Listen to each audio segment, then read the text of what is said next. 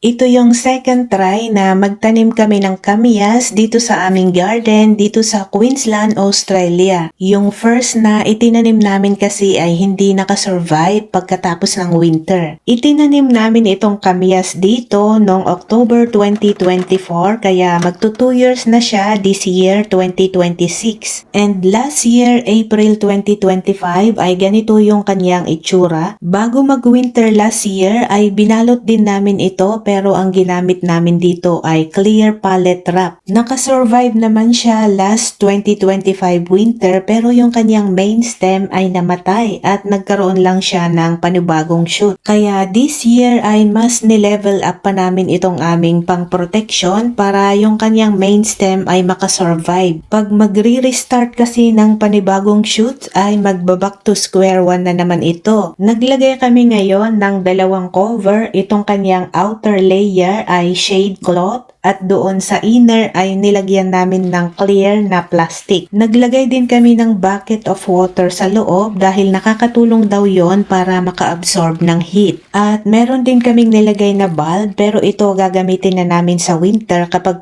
umabot na siya ng mga 1 degrees to 2 degrees Celsius. At kapag naging successful itong ginagawa namin ay magtatanim ulit kami ng rambutan at lansones using the same tricks.